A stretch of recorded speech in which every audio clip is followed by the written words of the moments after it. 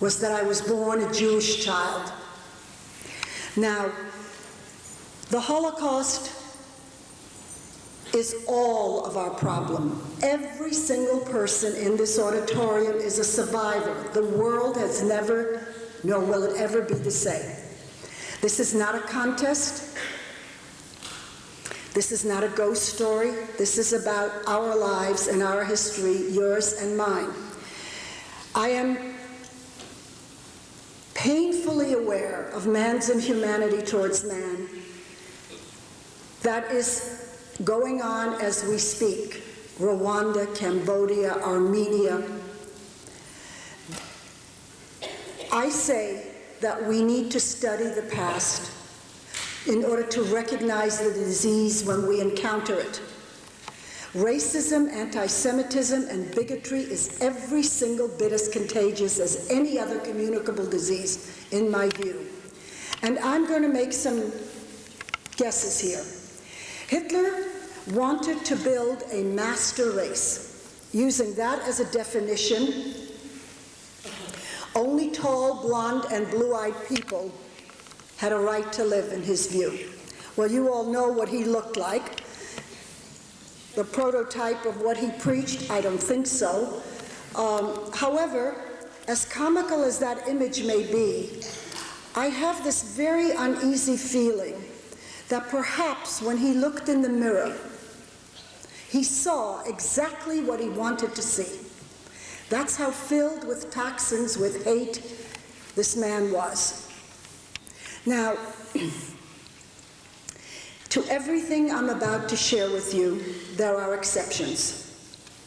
Ladies and gentlemen, I am aware that there were some good Germans, certainly, some very good Poles, of course, but we're not talking about them. We bless them. 6 million of my people were targeted and killed. Out of that 6 million, 1.5 million children under the age of 17. Another 5.5 million non-Jews, gypsies and gays, Jehovah's Witnesses, political dissidents, not targeted for genocide. Only the Jews, and from a people that gave us Mozart and Einstein, the most educated, the most erudite, the most affluent, the most cultured people, and the most civilized, by many's opinion, had on its books the law of genocide against a people who were incidentally dispersed. The plan was to murder all of the Jews of Europe, 11.5 million Jews. As it is, 1 out of every 3 Jews was murdered. The 5.5 million non-Jews, and it adds up to about 12.5 million people, not counting soldiers. The 5.5 million non-Jews, every single bit as precious and dear as the Jews. But the distinction in discussing the historical value is that only the Jews were targeted for genocide. No one in this auditorium, I would say, would be a candidate for life if Hitler's laws of superiority and Aryanism were applied. Not one single one of you. During the Spanish Inquisition, we Jews could find some place of safety if we converted. This was not true during Hitler's reign of terror. If you had a drop of Jewish blood in you, you were targeted for annihilation. It was only a question of time. I came to the Museum of Tolerance, then the Simon Wiesenthal Center, when the revisionists, those good folks that want to tell us that this never happened, said that this didn't happen. Much of what we know about this period, and more to come, comes from German records. They were meticulous in keeping records. Now picture, if you will, if tomorrow morning in the world's newspapers you woke up and you saw huge headlines that said, eminent Harvard historian, after 10 years of research, has concluded that there was no slavery in the United States. I would expect Black Americans to be incensed beyond belief, But I tell you guys, I would run for cover if only black Americans were upset. There were, as I said, some good Germans, some good Poles, and there were some good whites during slavery. They smuggled black Americans through tunnels. Does this mean that we not study the period anymore and learn from it and its indignities? So the revisionists want to say that this never happened. I'm here to say, while there's breath in my body, that that's a lie in every sense of the word. I was born in a small town in Poland called Wrocław. The town had in it about 4,500 people, and close to 2,000 of them were Jews. We Jews had lived in Eastern Europe and Poland for hundreds of years. We paid taxes, we served in the army, we did everything that was required of good citizenry. And we were never first-class citizens, not by any stretch of the imagination. My family consisted of mother and father, 2 older brothers, an older sister, aunts, uncles, grandparents, everything I hope all of you in this audience have in your life or had in your life. And we knew that this crazy man was conducting 2 wars, the war of conquest and the war against the Jews, and though it was not an afterthought, it was fought with equal passion and fervor. We know, and we knew then, that war is bad for everybody, and we also knew it would be worse for us. We had ample history for that.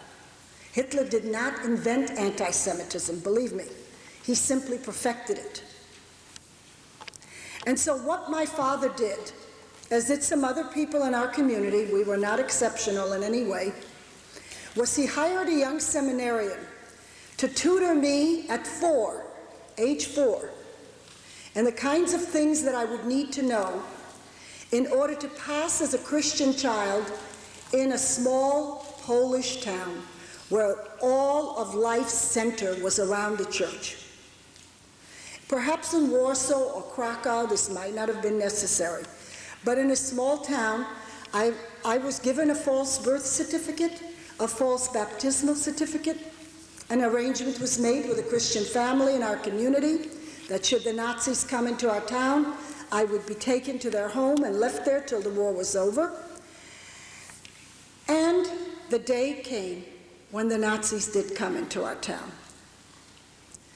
For some strange reason, the first and most lasting initial memory I have is my father putting on me what seemed like an enormous amount of clothing. Now that I'm an old lady, I realize it doesn't take much for a 4-year-old to feel that way. He took my hand, and as the Jews were being rounded up on their knees in the town square, he and I, and other parents that perhaps did the same, were to walk over quietly and hopefully unnoticed to the Christian home where he was about to leave me.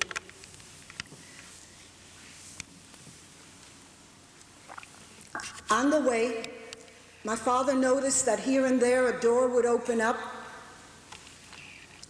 with what appeared to be the head of a household, with a small child at his side, would walk the child up to the SS and say something like, "I don't know who this child is, it's not mine. It must be a Jewish child that wandered in here."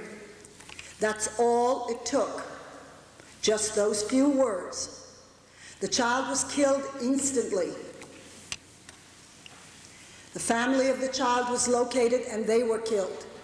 Remember, Hitler's motto was to make Europe Judenrein, clean of Jews, 0 Jews. No Nazi soldier ever had to explain to anybody why he killed a Jew. One less was to the good of the cause. And also, please keep in mind as I speak, this did not occur in a vacuum. Dummies and uneducated people do not make blueprints for ovens and gas chambers and crematoria. It takes an educated architect to do that. When my father saw this betrayal, he decided to keep me with him. At least this way he felt he would know what my end would be. Ladies and gentlemen, as we survivors are getting older and older, and there are fewer and fewer of us left, some will go to their graves, not being certain that the child they left in the care of others was either turned over to the Nazis when the Jews were evacuated out of the town, or the family became very fond of the child, baptized it, converted it, and hid it from the Jewish family member when they came after the war to get it. We have ample stories of that kind as well. We have a great deal of kindness from many, many non-Jews that helped us at risk to their own lives and saved our children. But many, many did not do that. My father and I then joined the rest of the Jews in the town square where my family was. It took about 20 minutes for all of this to happen. By the time we got there, 2 of my uncles were already dead. My father's youngest brother had a loaf of bread under his arm. In that bread, he stuffed some jewelry. Very common way of hiding things, a few things of value, so that you could use it to bribe somebody or get a favor or something. The bread fell, it broke open, the Nazi soldiers saw the jewelry, they killed him, they killed his brother-in-law with him, my aunt's husband. Around the large group of we Jews were small clusters of people, pulled out of the community for different jobs. Now, they may have had some special skills they may have, that the Nazis needed right away, but that doesn't mean that their life was going to be spared just because they had those skills. The caloric intake of a Holocaust prisoner was 400 calories a day, 200 in the morning, 200 at night, a piece of black bread, Schwarzbrot, and some dirty water that was supposed to be soup. And this is not a diet designed for life. It's a diet for attrition. In one of these groups was being shot at, not too far from where my family was. People were bleeding and falling down and dying and screaming. And in that group were my grandparents and my mother. And my grandparents were very, very elderly. Others like them were killed immediately in that setting. Why bother to load them on a truck and then kill them? Where was the efficiency in that? My mother was recovering from something very minor, and the few other people that were in the same situation were killed the same way. They weren't going to put her on a gurney and get her well and then kill her. Again, that wouldn't have been efficient. And we were quickly moved out of the center of town to a small camp. Camp was surrounded by electrified barbed wire.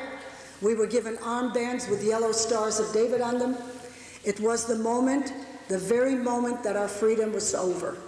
Different family members were sent to different work camps, death camps. You never knew if you'd ever see them again, where they were going. My 16-year-old sister was sent to a place called Auschwitz, where at 16, she died in the ovens of Auschwitz, and her crime, she was born a Jew. A word about Auschwitz. Hitler tried twice to get into office through the electoral process, right through the front door.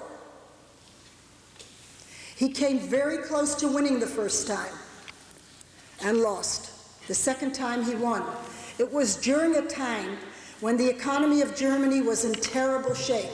There were no jobs. It was the perfect climate, the quintessential climate for scapegoating. The Jews are taking your jobs, they're taking your children's place at university. The Jews, the Jews, the Jews. I think we can all remember when scapegoating worked in our own state, or tried to work. And so the second time he won. And all of a sudden, like magic, this place called Auschwitz pops up. It had not been there before. The people in the surrounding area could see the smoke of Auschwitz belching out, spewing out smoke that smelled of human flesh burning. And suddenly they had jobs. They were making pillows out of human hair, and jewelry out of gold inlay, and fertilizer out of our bones. Nobody asked, where are these jobs coming from? What in fact is going on over there? Things were getting better.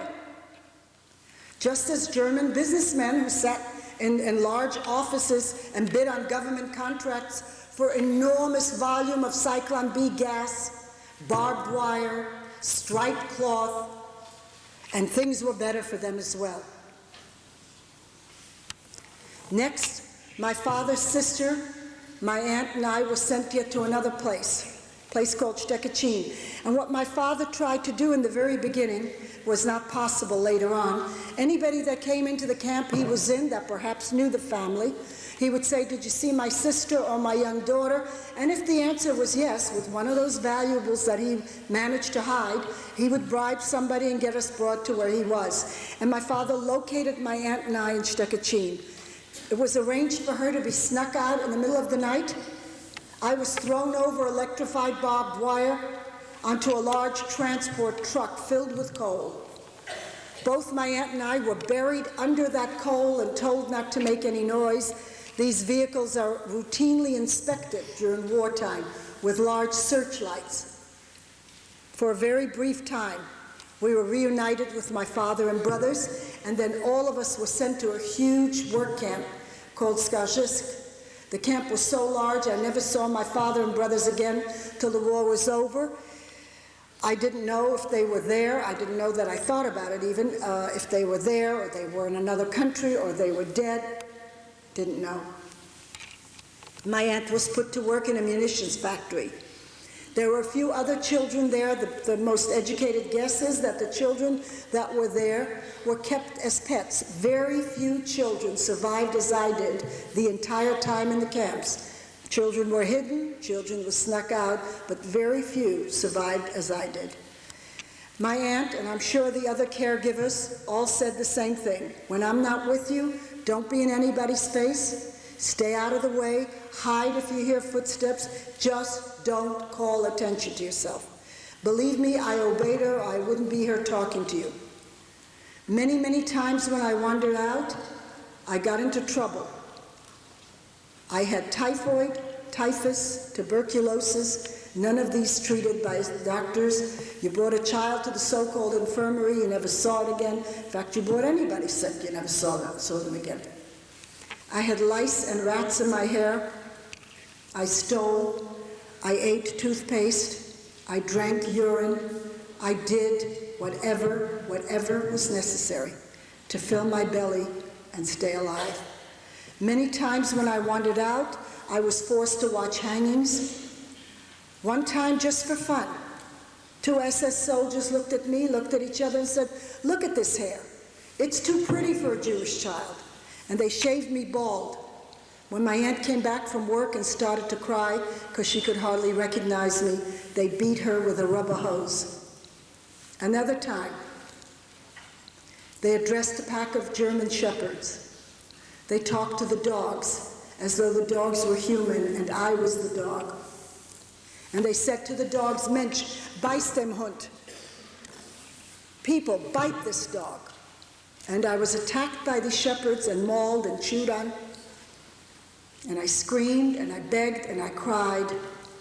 And eventually they called the dogs off. The physical scars are well healed. The emotional scars are not. I promise you, to this day, to this second, I go nowhere that I don't make certain that the dog or the pet you have and love, and I hope treat well, is behind a locked door where a younger sibling or somebody not knowing can open that door. When I'm confronted with a loose animal, I have what is commonly known as a flashback. I become once again that child of the Holocaust, begging and pleading for mercy, and with it comes a loss of dignity, and sometimes it takes just a few minutes and I'm fine. And other times it takes much longer before I wander out of my home comfortably. Next, we were packed into railroad cars, the conditions of which I cannot even begin to describe to you.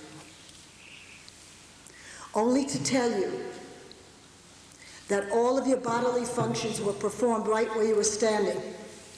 But what I remember most of all is my aunt's screams as she begged the other inmates not to eat me alive. That train was taking us to a place called Bergen-Belsen. where a young woman named Anne Frank died. And before you ask me, she was about 9 years older than I. She was there for a very short time with her sister. Her sister died almost immediately when she got to Belsen, and Anne died within 3 weeks before liberation. She was not well, and there's a current documentary that speculates that she knew her mother was dead, and she saw her sister die, and she was pretty certain, she thought, that her dad, Otto Frank, was dead too. And he was not, of course. He survived for many years afterwards. And the educated wisdom says that if she had known that her father was still alive, she might have hung in there a little longer. The train stopped a good distance outside the barracks. We marched to the barracks on ground that was solid ice. Our feet froze. My feet froze so badly that when they began to thaw out, my aunt would stick her fist in my mouth so I wouldn't call attention to myself. Because the war was coming to an end, they wanted no witnesses, and at that point, any excuse at all to shoot you was a welcome one. Wanted nobody to do exactly like what people like myself are doing. Coming into these barracks in Bergen-Belsen were women from all parts of Europe. Hungary, Romania, Czechoslovakia, Bulgaria. Many, many of these women had already lost their children. And the sight of a child of my age, and by then I was past 8, would literally break their hearts. I didn't care. I would go up to these different nationals. I would ask them to teach me a song in their language, like Frère Jacques or London Bridge or anything. Then I'd go off into a corner and practice it. When I thought I knew it well, I'd go back to the woman that taught me the song. With my hand open, I would sing to her. She would be crying. She would give me whatever little bit of food she had. I promise you, she needed it more than I did. I was liberated with my aunt by the British. I need to tell you that the 1.5 million children under the age of 17 gotten in very large part the following way. The Nazis would say, mothers and children, you're going to a Kinderheim, a children's home. They were very clever. All of this was well thought out. They figured if they would go up to a young mother and grab her toddler or her infant from her, at the very, very least, there would be hair pulling and screaming and crying and begging. They didn't want their soldiers to have to deal with that. So they said, these women are not stupid. They'll be very grateful that they can accompany their babies. They'll go quietly, leaving behind them teenagers as old as some of you in this audience, hoping you looked older and could pass as adults and be put to work and live another day. Every single day that you lived, your chances increased of survival. My aunt always said she was my mother. I was freed with my aunt in Bergen-Belsen by the British. One of my brothers was freed in a place called Buchenwald. The other of my brothers and father were freed in Theresienstadt, Czechoslovakia. That, very, very briefly, is my testimony to what happens when our concern for the ozone layer, for the rainforest, and before you get hysterical, I care too. But I promise you we don't have to worry about that if we don't do the ecology of ethics and morals, and we don't attend to this. Please bear in mind as I conclude, news of the Holocaust was on page 42 of the New York Times. People look the other way. You need to be empowered. You need to treat your children, yourselves, to say, when somebody says in your little area, all Jews are this, all blacks are this, all Hispanics are this and this, all Asians are this, you need to open your mouth and say, I don't know all Jews. I don't know all Hispanics. I don't know all blacks. This is not about teaching you to hate anybody. Quite the opposite. This is about prevention. We went from there to DP camps, refugee camps, displaced persons camps. We needed to be documented, we needed to be treated medically, and most of all, we needed to find a way of getting off German soil. One of my brothers, the older of my two brothers, none of whom are living any longer,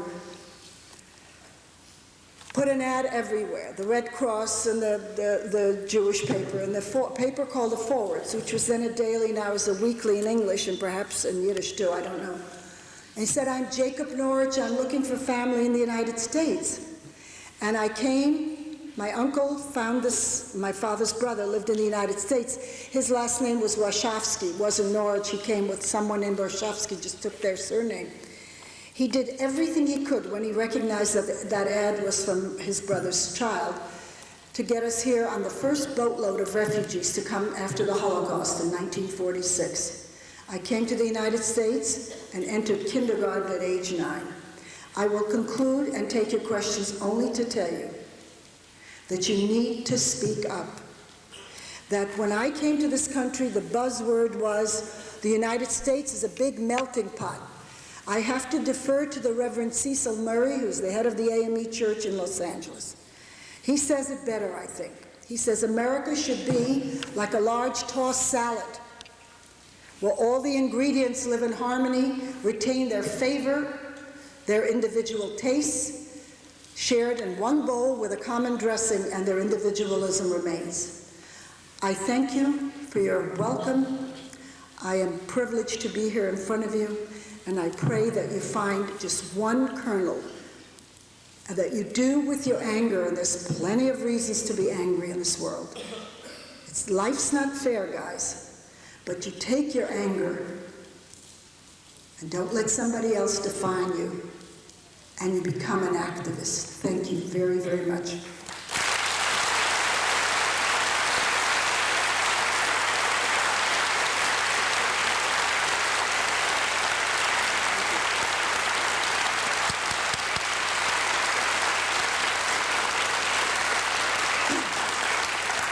I will take your questions. I don't think we have mics in the audience, so if you're going to ask a question, shout it or have somebody, telephone it down. Yes, please. And I will repeat the questions, guys, in the back. I'd like to know, how do we go about trying to educate people that the Holocaust did happen? Why is it that people cannot realize that? The question is, how do we go about educating people that the Holocaust, this happened? You're going to be surprised at my answer. And why is it that people believe that? Okay? PBS did a program about, I guess it's a year ago now. I don't know exactly. I taped it. It was called The Longest Hate. Again, racism is alive and well.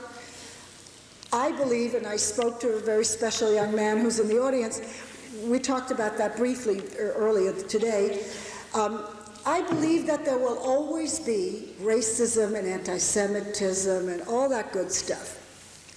The Simon Wiesenthal Center, the Museum of Tolerance, incidentally, is a social action museum. We do not just worry about Jewish issues. We worry about those lovely people in sheets. We worry about neo-Nazis and Aryan nations. And I believe that we have to be on the journey to make this world slightly better than we found it. And the way that we do that is to educate and to empower. Now, in terms of the revisionists who say this never happened, I imagine, like anything else, why do they do that? They're anti-Semites. Do we need to be fancy about this? I don't think so. And they know it plays well in Peoria. You know that expression? How is it playing in Peoria? It plays well in Peoria. Anti-Semitism is a rallying force to anyone that wants headlines. Okay? Now, it's very, very chic not to be racist and not to be anti-Semitic, so you go under. But early on, when the revisionists, and by the way, these are not kooks. Some of them have chairs at universities. They are mainstream people. That's what's so scary. The way that I deal with them is not to deal with them. Not to put them on Geraldo's show or Oprah's show or forget Jerry Springer. I mean, you guys, take a good look at who comes on those shows. They've got the brains of peas. They're lowest on the food chain. They can't think for themselves. They want attention. They can't speak the language, probably can't read. But they get on TV, and the horrible part of it is that if your school officials went to all the newspapers in your community and said, there's a woman coming in from LA, she's going to speak to us about empowering ourselves to be more ethical and more moral, based on being able to recognize the disease of racism and anti-Semitism, somebody would yawn in their face. But if they came and they said, hey, we had some neo-Nazis mark swastikas, every TV camera would be here. Big headlines. So we, all of us in here, we have to respond by ignoring them. When you put a neo-Nazi, a revisionist, a Tom Metzger on TV in that box, you give them the legitimacy that you would give Dr. King, Mother Teresa, Gandhi, Moses, Jesus. They become somebody to reckon with. Television makes you legitimate. And the only way to undo this, what for God's sakes do you think the Hitler Youth was? It was a gang. It was a gang that had fancy boots and leather jackets. And the only thing that should not be for sale is your brain. There is no price on your ability to think critically for yourself. That's what I think. Ignore them. Laugh at them. Do not engage them. I will not, and neither are most Holocaust survivors, those of us left, will not appear, I've been invited, on the same panel. What am I going to discuss with them? Are we discussing whether the earth is flat or round? I don't think so. I'm going to sit there and discuss whether the pain that lives within me, and by the way, I don't want you to be sad. What I have is and you could ask me anything, no matter how personal. If I don't want to answer it, I won't. I am terrific up here in the margarita zone, you know? I'm pretty good down here in the sad zone. I have a lot of problems in the middle area, but I'm working on it. I'm not finished. I'm a work in progress. So, no. We need to be responsive to what's going on. Any other questions? Right over there, and then you. Go ahead. Yeah, I wanted to know if everything that happened to you, did that destroy your feeling of trust toward humanity? And if it did, how long did it take you to start trusting again? It's an excellent question. Did the events of my childhood affect my ability to trust? In some bizarre way, it did just the opposite, but equally harmful. You see, I don't have a problem with the word guilt. I know this is not very in today, but I've never met a person that's entirely free of guilt that I've had any use for.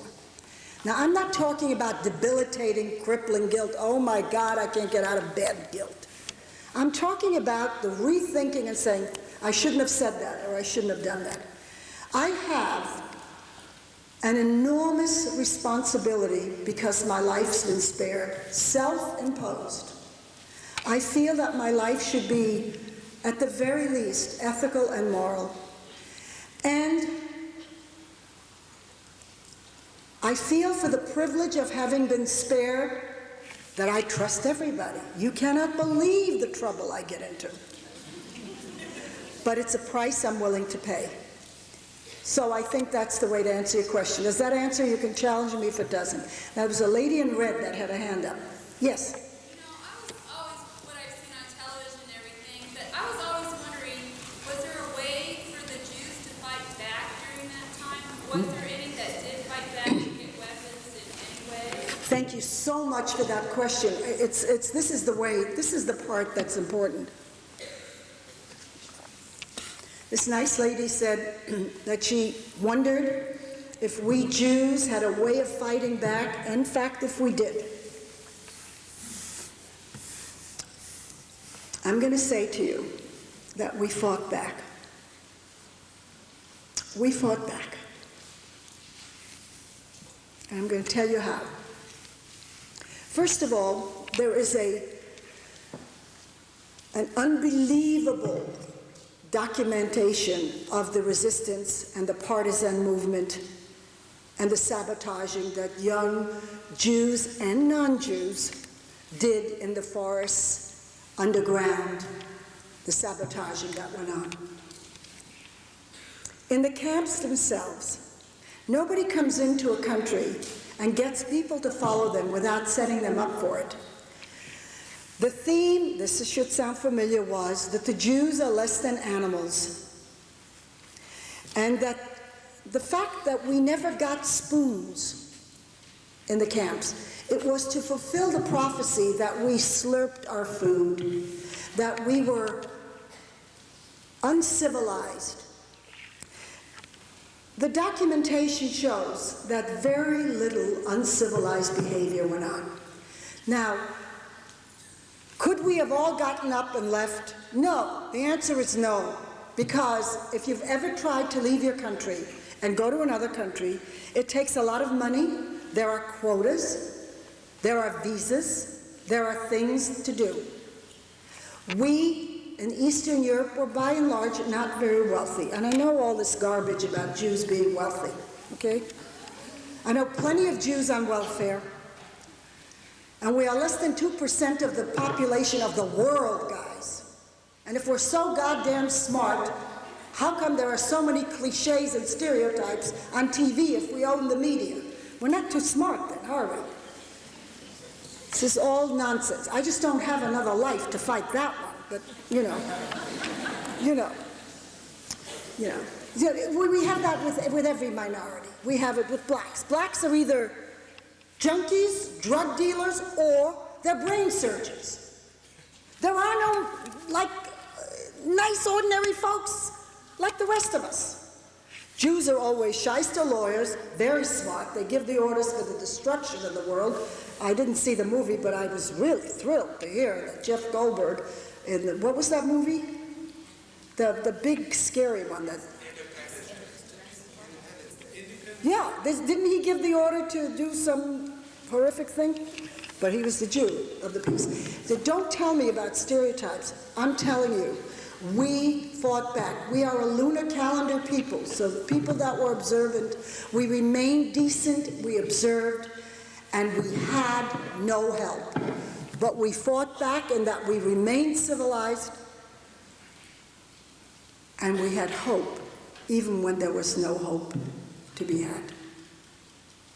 You can't fight back a regime that's standing over you with machetes and tanks. Yes? What has Germany done since after the war? What have they done to address the past? What have they done as far as legislation goes, or as far as when legislation's gone? The question is, what has Germany done to address the past and so on? It's a very good question as well. Initially, very little.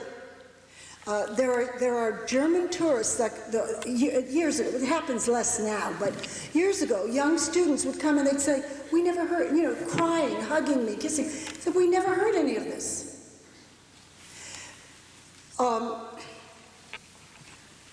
That's changed. I recently spoke to a teacher from Austria that came and heard me lecture and said that a German philanthropist, an Austrian philanthropist, has given a scholarship so they can take the children to Auschwitz and Mauthausen and places like that. German government has paid, I of course got nothing, and there's a reason for that, is paying what they call Wiedergutmachen, reparations to Holocaust survivors that apply and go through that process. As a young person, I applied. I was about 20 and newlywed at the time, and went to the German embassy in Chicago, and a man who clearly was in the army looked at my application and said, Bergen-Belsen, where was that? Couldn't have been in Germany. And I got hysterical, and my then husband said, I don't want you to go through this, and I never applied. They are educating their children more with pressure from the outside world, and they have pretty good relationship with the State of Israel, and there are plenty of good Germans who are trying. The German psyche, we all have baggage, guys. You know, if I get into a fight every single day that I open up my door, at some point I'm going to have to say, there's something inside me I have to look at. Now, people were asking me right after Berlin was unified, they say, what do you think about the unification of Berlin? I found it to be a very amusing question, because it is not a Jewish fear. Berlin was always meant to be reunited. They were just asked to slow them down a little bit. But the European countries surrounding Germany are the ones that fear Germany's power more than any Jewish person does. So I think the German people, for the most part, although there is a tremendous resurgence of anti-Semitism and Nazism, but it is by no means the majority, and they are addressing the issue now. They did not initially. I mean, right there.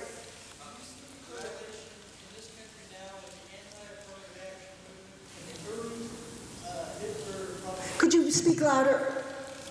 Do you see any correlation in this country today between the anti-affirmative action movement and the early Hitler anti-Jewish propaganda? No, I do not. The question is, I see it as a problem, by the way. Okay, you guys. The question, I'll repeat the question, it's a good one as well. Do I see any correlation between the voting down of the voting down of Prop 209, isn't it, of the affirmative action and the early on Hitler propaganda and so on? No, and you have to be very careful. You asked the question of the right little body, you know. See, we have to be careful, guys. It depends on how you approach an offense. Now, during World War II, there was no state of Israel, for example. So the Jews that had power, that let's say knew President Roosevelt, they went in the back door of the White House. They didn't have any diplomatic credentials. We have diplomatic credentials to deal with the injustices of the voting down of the help on Prop 209. We have a legal way. And to compare everything to Nazis is not fair. It's not fair. Because, first of all, we have the right to speak publicly. For God's sakes, think of Skokie. Neo-Nazis are protected under the law just as well as you and I are. And they should be. Pains me to say this, but they should be. Because I'm telling you, if we don't protect those rights for everybody, we won't have them for ourselves. I think that we have to be very careful. Affirmative action, like any other government institution, in my opinion, and it's just my opinion, needs to be looked at, let's say every 10 years. There is something, and it's not going to be perfect. But I certainly don't want to, I'm a capitalist, but I don't want to live in a world where I don't feel that I need to put back. That if people are discriminated against, if they need the extra push, they won't get it. But I don't need to make a holy cow out of everything that's voted down. But I need to kick up my heels. I am very upset that it was voted down, and I wasn't even that sure.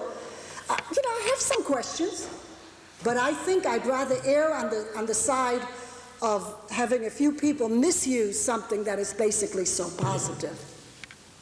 Do you understand? So I think, I get things like this. I get people saying, what do you think that that's the way it's supposed to be? It is to give us something to do. You may retire from your job, but you're never going to retire from the business of trying to keep yourself, your community, your country more ethical and more moral in a country that has choice and is sometimes very unfair. But we've got mouths, we've got the ballot box, we've got letters we can write, we've got lots of things we can do. And we have the ability to do them in this country. It is not a perfect country. It is not a fair country. But I tell you guys, I've lived elsewhere and it's the only game in town. And by the way, I don't know how much more time I have, 5 minutes, but I will tell you, I do believe in relativistic everything. Come on. If somebody jumps you and rapes you in an alley, and a husband forces himself on his wife, it's still rape, but it isn't the same crime. It's wrong, both are wrong. So, yeah, there are lots of injustices in our country and in our world, God knows. But I tell you, none of us are ever going to be out of a job and trying to make this a better world. Yes, way back.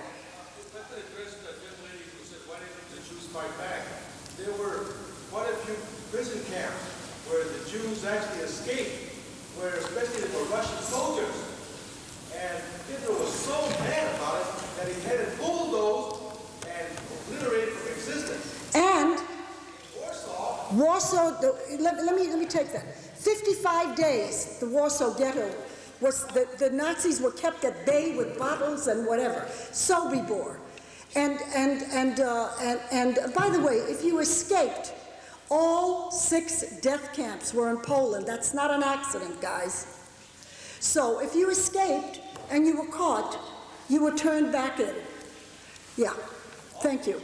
there's a documentary film right on campus about Bergen-Belsen, where the British came in, they had some cameramen and silent film because they didn't have... Bergen-Belsen was the most diseased of the camps. You may be in there. I think I am in there. Check it out. It's called Memories of the Camps. Oh, I will check it out. Thank you. British comes to only 101 camps. Later they found out there were over 1,000 camps. They're finding out more. You know, you guys, those of you that roll your eyes and say, oh my God, another Holocaust, you know, like, oh my God, another thing about slavery or Cambodia. I have very bad news for you, or good news for you if you want to be open-minded. It's just the tip of the iceberg. By law, some things are not released till certain years. I don't know how they decide that. There's stuff coming out right now. More stuff. Lady in the white. Are there accurate records of the Holocaust victims? And if so, are they open to the public, and where can you get them? Could somebody wire this down to me? Are there accurate records of the Holocaust victims? And if so, are they available to the public? Yeah. And where can you get these records? Go, you can get any information at all, and more to come with the help of Mr. Spielberg, who's got this wonderful Shoah Foundation. Yes, I've been interviewed for that. At the Museum of Tolerance, for example, we have a whole floor we have library too, but we have a whole computer floor where you can access any information about the Third Reich. And did you go to the Jewish celebration of the birthday of the Jewish religion in Israel? No, I did not. Yes, I'm sorry. You know, I neglected you all. How do you feel about God? Is your faith the same as it was with your family? Or is it changed with all the time? Question is, how do I feel about God? First of all, it's a terribly flattering question. See, when my brothers, whenever they would look at me, they always had tears in their eyes. But because they could not even bear that I lived through that. I was so young that I had no heavy theological questions. The statistics show that there were some Jews who were very observant who said, if God could see this, I'm never practicing again. They didn't leave the faith, they just didn't. And then there was the reverse. People said, if I could survive this, I've got to thank God. My own theology is that I have to believe in a higher power. If I thought that there wasn't some reason, and I don't have to know the reason, why my life was spared, I don't think I could get out of bed in the morning. So my personal belief is that we need to celebrate our differences and celebrate our different religious joys and live together. I think somebody give me the high sign. Thank you all very much for your questions. Thank you.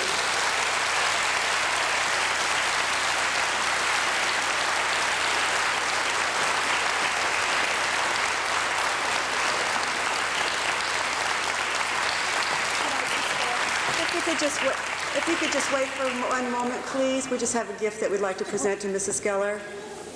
This is Amy Yoakum, one of your classmates.